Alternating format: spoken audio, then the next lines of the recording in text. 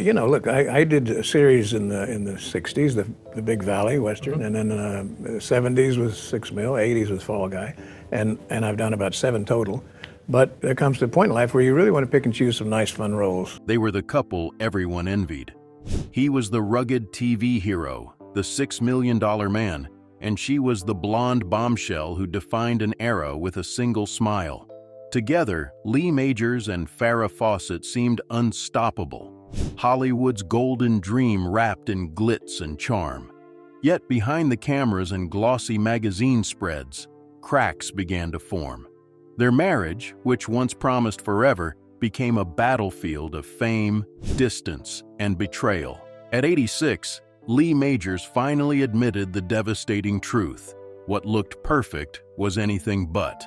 Their story was never about love alone. It was about survival. Lee Majors didn't start life with Hollywood doors flung open. Born Harvey Lee Urey in Michigan and raised in Kentucky, his early years were far removed from the glamour of Los Angeles. Yet, he carried a certain grit and quiet confidence that turned heads. A college football injury rerouted his dreams toward acting, and by the mid-1960s, he had landed a role in the Big Valley. Starring alongside Barbara Stanwyck, his strong presence and rugged appeal made him a rising star. Casting directors loved his steel blue eyes and stoic demeanor, and before long, he became television's favorite tough guy. But his greatest role came in the 1970s as Colonel Steve Austin, the $6 million man. Overnight, Majors became a household name. His face was plastered across lunchboxes, action figures, and TV guide covers. Kids wanted to be him, and adults admired him. By then, Lee had achieved everything he once dreamed of: fame, money, respect. Yet, behind the scenes, he was searching for something else, someone to share it all with. That someone was Farrah. Farrah Fawcett's story was pure Hollywood magic. A Texas beauty queen with sun-kissed hair and an irresistible smile, she moved to Los Angeles chasing modeling opportunities. Within months, her unique look was everywhere: shampoo commercials, magazine spreads, and product endorsements. She wasn't just photogenic. She radiated warmth and confidence that made her instantly relatable. Photographers adored her. Casting agents couldn't ignore her, and soon she was auditioning for bigger roles. Her defining moment came in 1976, when she joined Charlie's Angels. Practically overnight, Farrah transcended television. Her red swimsuit poster, selling over 12 million copies, made her a cultural phenomenon. Young women admired her independence, while men adored her beauty. Farrah wasn't just a star, she was the star of her generation. Everywhere she went, cameras followed. Her fame soared higher than anyone expected, but with it came new challenges. She was no longer simply Lee Majors' wife. She was Farrah Fawcett, the face of the era, an icon. And while the world cheered her meteoric rise, it marked the beginning of a slow unraveling at home. In 1973, Lee and Farrah married, becoming Hollywood's ultimate power couple. He was already a household name, and she was on the brink of superstardom. Together, they turned heads on red carpets, smiled for endless photo spreads, and embodied the dream of love in the spotlight. They weren't just actors. They were symbols of what fame could look like when wrapped in romance. Interviews showed Lee praising Farrah as his muse, his greatest supporter, while she gushed about his strength and loyalty. On paper, their marriage seemed untouchable. Friends described them as inseparable, the perfect balance of opposites. Lee, grounded and traditional; Farrah, lively and full of energy. They inspired one another, or so it seemed. Hollywood adored them, and fans treated their union as a fairy tale come true. Yet, beneath the shimmering surface, the pressures of fame were mounting. Their schedules often collided, their priorities began shifting, and while the cameras captured smiles, private struggles were quietly intensifying. The dream marriage was slowly drifting into dangerous waters, though few could see it at the time. By the mid-1970s, cracks in their relationship grew harder to hide. Lee's role on the $6 Million Man demanded grueling hours, leaving him exhausted and stretched thin. Meanwhile, Farrah's star exploded with Charlie's Angels. Producers, advertisers, and publicists filled her every waking moment. She was pulled in 100 directions, leaving little space for the quiet dinners and simple companionship Lee craved. Friends recall Lee making small pleas, asking if her schedule could shift, hoping for just a few more shared nights at home. But Farrah, fiercely independent, resisted anything that tied her success to her husband. To the outside world, they were still Hollywood perfection, smiling for cameras. Behind closed doors, they were becoming strangers. Lee, raised with traditional values, clung to the belief that marriage meant partnership and permanence. Farrah was redefining herself as a woman unshackled by convention. Neither was wrong, yet they were no longer aligned. Fame became the wedge that slowly pushed them apart, leaving both to wonder whether love was enough to withstand the whirlwind consuming their lives. The final fracture came with a betrayal that Lee Majors never saw coming. While he fought to keep their marriage alive, Farrah found herself drawn to another man, Ryan O'Neal. He wasn't just another Hollywood name. He was someone Lee had once trusted, a fellow actor and friend. Their affair didn't stay hidden long. Tabloid covers soon plastered photos of Farrah and Ryan holding hands, laughing, and sharing moments that should have belonged to her husband. Lee discovered the truth alongside the rest of America, blindsided and humiliated. Friends say the pain cut him deeply. Not only had he lost his wife, but he'd also been betrayed by someone within his own circle. Farrah's relationship with Ryan played out publicly, while Lee chose silence. He didn't lash out or grant tell-all interviews. Instead, he withdrew completely, burying his heartbreak under a veil of dignity.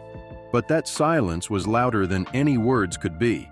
It signaled the end, not just of their marriage, but of Lee's faith in what they once had.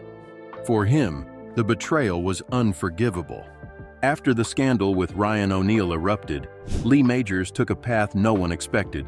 In Hollywood, where personal drama often turns into public theater, Lee chose silence. He never gave bitter interviews, never lashed out, and never attempted to reclaim the spotlight by telling his side of the story. Instead, he vanished from Farrah's world completely. The tabloids ran wild, but his refusal to engage made his silence louder than any words could be. Friends say it wasn't indifference, but heartbreak. He had been humiliated, betrayed by both his wife and a man he once considered a friend, and stepping away was his only form of control. Work became his distraction. The fall guy kept him busy, yet insiders noticed he carried a guardedness that hadn't been there before. Hollywood continued to tie Farrah's name to Ryan O'Neal, while Lee faded into the background, building a wall around his personal life. At events where she was celebrated, he was conspicuously absent. It wasn't anger, it was self-preservation. To see her again would be to relive wounds he had spent years burying. By the time the divorce was finalized in 1982, Lee's silence had already written his chapter. Farrah's post-Charlie's Angels years revealed her fierce determination to be seen as more than a pretty face. She took on demanding roles that shocked audiences, especially her Emmy-nominated performance in The Burning Bed, where she portrayed a battered woman fighting back. Critics who once dismissed her as a poster girl suddenly recognized her as a serious actress, but her personal life remained as volatile as her career was ambitious. Her romance with Ryan O'Neal was a constant storm, fiery passion one moment, bitter arguments the next. The tabloids devoured every detail, turning their love story into a public spectacle. Unlike Lee, who chose to retreat from the spotlight of personal drama, Farrah seemed to live her heartbreak in front of the cameras. Later, when she was diagnosed with cancer, she made the decision to share her journey openly. Her raw documentary stripped away glamour, showing her pain and courage to millions. It was perhaps her bravest performance, confronting mortality without filters. Through it all, Lee remained silent. following her battle from a distance. Those close to him said he was deeply affected, but he refused to step back into her orbit. The distance wasn't cruel. It was the only way he knew how to protect himself from reopening a chapter that had already scarred him beyond repair. In the early 2000s, a chance for closure appeared. A mutual friend suggested Lee and Farrah meet quietly, away from the cameras and press, to talk after decades of silence. Not to rekindle romance, but simply to acknowledge the past and perhaps heal. To many, the idea felt like destiny finally offering them a chance to mend old wounds. Farrah reportedly agreed, softened by time and nostalgia. She had once loved him deeply, and part of her longed to see the man she had left behind. Lee, however, hesitated. Friends revealed he admitted to missing the woman she once was, before fame, scandal, and betrayal rewrote everything between them. For a brief moment, it seemed possible. Yet when the opportunity arrived, Lee declined. He wasn't bitter, and he wasn't angry anymore. He was simply unwilling to reopen a chapter he had spent so many years trying to close. His silence, once again, was his answer. Farrah would soon face the greatest battle of her life, and any chance of reunion slipped away. It was a heartbreaking reminder that sometimes the chance to make peace comes too late, and once it passes, the silence becomes permanent. When Farrah's cancer diagnosis stunned the world in 2006, her courage became her defining legacy. Choosing transparency, she allowed cameras into her most vulnerable moments, documenting her fight in a way that was raw and unfiltered. Millions admired her strength, and the world mourned as her health declined. But one man remained absent: Lee Majors. While tributes poured in and Ryan O'Neal stayed visibly by her side, Lee grieved quietly from afar. He didn't issue long statements, didn't attend public fundraisers, and didn't reappear in her story. His absence confused many, but to those who knew him, it was consistent. Lee had already said his goodbye long before the diagnosis. For him, the wound had been sealed decades earlier, even if it never truly healed. When Farrah passed away in June 2009, Lee released a brief statement. She fought a tremendous battle against a terrible disease. She was an angel on earth, and now she is an angel forever. Respectful, dignified, but distant. He didn't attend her funeral, a choice some viewed as cold, though in truth it reflected a man who couldn't face reopening old grief. His love for her remained, but so did the pain. Time has reframed their story, casting Lee Majors and Farrah Fawcett as a golden couple forever frozen in nostalgic photographs. To fans, they are remembered as young, beautiful, and untouchable, their smiles captured on red carpets before heartbreak ever took its toll. Yet behind that image lies a truth more complicated. Lee eventually found stability, marrying again in 2002, and embracing a quieter life far from Hollywood drama. Farrah, meanwhile, left behind a legacy defined by courage, independence, and unforgettable beauty. Still, the absence of closure between them lingers like an unfinished chapter. There were no reconciliations, no final conversations, no shared forgiveness, just silence. At 86, Lee Majors finally admitted the truth. He never forgave Farrah. But hidden within that confession was something even more haunting. He never truly stopped loving her either. She was both his greatest joy and his deepest wound. Their love was real, their pain undeniable, and their silence eternal. Some stories fade with time. Theirs endures, not because it was perfect, but because it was human. In the end, Lee and Farrah remain bound together, forever remembered as Hollywood's brightest flame and its most devastating heartbreak. As years passed, the way Lee Majors carried himself became almost as telling as the words he never spoke. Industry insiders noticed that whenever Farrah's name surfaced, Lee responded with a short, respectful remark and quickly steered conversations elsewhere. It wasn't avoidance for the sake of bitterness. It was self-protection. By refusing to reopen the wound, he retained ownership over his dignity. Even decades later, in interviews celebrating his long career, he avoided discussing the marriage that had defined him in the public eye. Colleagues described him as kind, professional, and focused, but also somewhat guarded, a man who had built emotional walls too high for most to climb. His silence became a choice, almost a philosophy. If he couldn't control what had happened, he could control how he remembered it. Rather than reliving betrayal, he locked the memories away where only he could touch them. And perhaps that was why he endured. In an industry famous for scandal and overexposure, Lee Majors became an outlier, a man who let silence shield him from becoming tabloid fodder. His dignity became his legacy, even more than his roles.